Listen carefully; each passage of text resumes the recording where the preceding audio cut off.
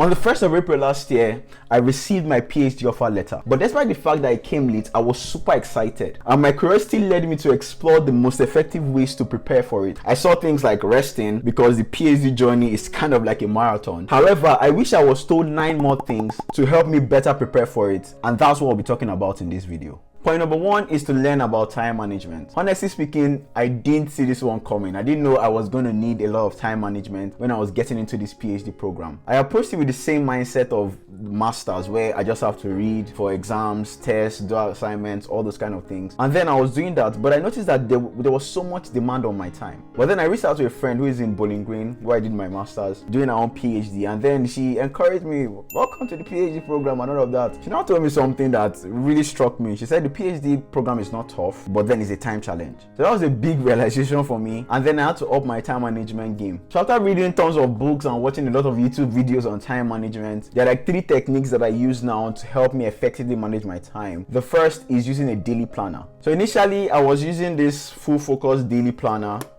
which is quite good, has a lot of pages inside it, and it can be used for 3 months. But then later on, I now switched to the digital planner, which I use on Notion, and that has been helping me a lot. The second thing I do is to schedule things on my calendar. I schedule my classes, I schedule my meetings, I schedule my calls. Yes, my calls as well. And even things like filming this video is also scheduled on my calendar. I don't schedule every single thing though, because I know like at some point I might get tired. But the most important time commitments I have, I schedule them. The third time management technique I use is called Parkinson's Law, which simply states that work expands to fill the time allocated to it. So if I give myself 4 hours to film this video, I'm going to use 4 hours to film it. But if I give myself 30 minutes or 1 hour to film this video and fill my time up with other things, that's the amount of time I'll use to film it. So this is just the concept of using artificial deadline. I usually do this a lot with my assignments. So when we're given assignments, we could be given like 2 or 3 weeks to work on them. I won't leave it for the last day. No, that's too risky. I usually will get the assignment started, get a sense of, okay, what's the weight of it? What's the amount of time I need to allocate to it? And then I schedule that time close to the deadline, but still giving myself some room in case I underestimated the amount of time required. The second thing I wish I knew is that you don't need to have all your research figured out. Now, usually some programs, when you're applying for a PhD, they'll tell you to submit like a research plan,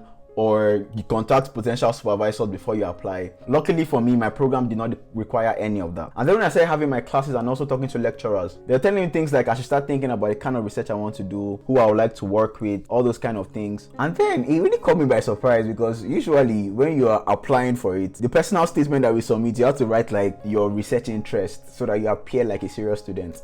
In my own personal statement, when I was applying, I wrote something about neuroscience, me being interested in neuroscience. And yes, at that time, I think that was where my interest was gearing towards. But now, as I've gotten into the program and seen, okay, the different areas that people are doing research in and all of that, my research interest is now getting more towards artificial intelligence, AI, and ethics. Another thing that lecturers told me is that your dissertation, although it's a new contribution to knowledge, it doesn't have to be like groundbreaking. Like to do a groundbreaking research, 3 to 5 years is not really enough for that. In my maths class, we were told about a proof that took 20 years to complete. And so that helped me to relax and not put a lot of unnecessary pressure on myself. The third thing is to learn about supervisors. Although I researched the lecturers in this program before I applied to it, I wish I actually took out more time to do so, because I have to select one of the lecturers to be my dissertation advisor. Although learning about their research area is good, it's also very important to learn about their personality. And so you might not be able to see that until you get into the program. And then you start studying lecturers to see how their work relationship is, the former students that they've advised, how was their relationship with them, all those kind of things. I wish I was told this before I joined the program. I'd have started being on the lookout from day one. Number 4 is to set up systems of self-care. Now this one came as a real surprise to me, because I never in my wildest dreams thought I would be actively pursuing self-care. I just thought I would work and then rest and then things will move out smoothly. But then the pressure and the demands of this PhD program led me to now find ways to inculcate self-care into my routine. Thanks to this same full focus journal, they showed me 5 different buckets of self-care: eat, sleep, rest, move, and connect. And so I had to set up systems in each and every one of them. Under it, I had to set up an appointment with our school's dietitian last year to set up an optimal meal schedule. Then she introduced me to this My Plate website, which I used to apportion the servings of my meal. I don't do this for every single meal that I have in a day, because I feel that that'll be so much work. But then I try to do it for at least one meal. Then under sleep, I try to get 6 to 7 hours of sleep every day. Okay, under move, I go to the gym like 3 times a week. And then I also take daily walks. I aim for 7,000 to 8,000 steps every day, although a lot of times I fall short. And then on that connect, I make sure I keep in touch with my friends, my classmates, my family members, loved ones, even strangers. So every Uber I usually enter, I try my best to have a conversation with the driver. And then finally on that rest, I take cold showers every day. And secondly, I also take power naps. I learned this one from Michael Hyatt. And then a power nap simply is a 20-minute nap. So 1 hour, 2-hour naps, that's too long. I found out that it usually affects my sleep routine at night. So when I'm about to sleep, I just set my timer for 30 minutes. That's to allow 10 minutes of when I'll be on the bed and rolling around and trying to fall asleep, all those kind of things. But then one of the things I've realized from this power nap is that it's as if I have 2 days in one. Because when I get up from the power nap, it feels as if I just started my day,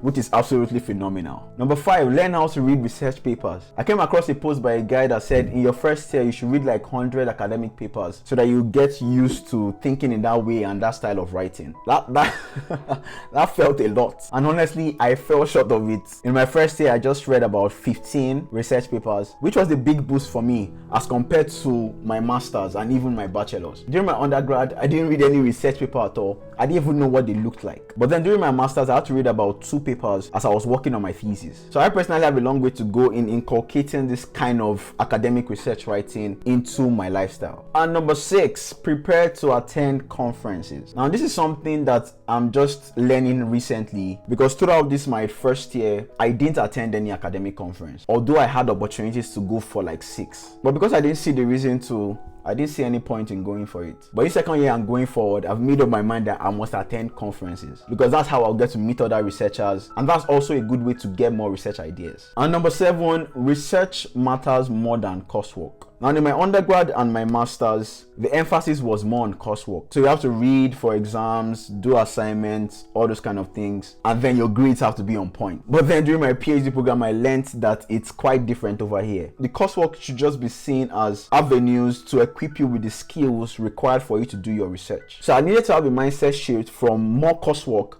which I've always been used to in the academic system, to now more of research, which was not really my strength, but it now has to be. Now point number 8, get comfortable with failure. Although I personally have not done so much projects and undertakings for me to experience setbacks and all those kind of things, but this is something I've been told very well by mentors and then senior colleagues, that things might not really go the way I planned initially, but then I have to be comfortable with failure and trying again. This thing about failure is something I'm really learning to be comfortable with. Some weeks ago, I read Failing Forward, and one thing that John Maxwell said in the book is that failure is the price we pay to achieve success. So in this first year, I did about 4 research projects in 4 of the courses that I did, and then I had to change the research focus twice. So for instance, in the graph theory project, initially I and my team member were looking at building a graph theory model using neural network to improve the road transportation systems, but realized that would take us more than 4 months, which is the usual semester, to complete. And so we had to pivot to now build a graph coloring model to solve Sudoku problems. And number 9, don't do a PhD without a strong why. So recently I was talking to a friend who just got a master's degree in software engineering, and then he was telling me that okay, he's going into the workforce now, but then later on he knows that he will do a PhD. That he already knows it, that he's going to do a PhD, that his dad is a PhD holder, and then his dad has told him that he should do a PhD. Honestly speaking, that's not a good enough reason to get into a PhD, because it can really be challenging. As we said earlier, that the focus is not on coursework but on the research. So the research has to be something that you're really passionate about. There's a quote I heard from Matthew Dix on Deep Dive podcast that really struck with me. He said, excitement leads to motivation, and motivation leads to momentum. So it's when you're excited about something that you get the motivation to continue it for long. And as you know that the whole PhD is a 3 to 5 years journey, you need a lot of excitement and passion. So reasons like to get the title of doctor before your name, comparing yourself to other people, expectations of your parents or your friends that tell you, PhD will be good on you, are not strong enough. My personal why for doing a PhD is to learn how to do research scientifically and to think methodologically. The PhD journey can be challenging, but the rewards are truly remarkable. In my own experience, I was fortunate to receive not just 1, but 2 fully funded offers during my application process. If you are curious about how I got them, I created a video that dives into the strategies and tips that I used, which you can check out here. Thank you so much for watching. Remember to hit the like button for the YT algorithm, and then I'll see you over there. Bye. is to learn to think scientifically and methodologically.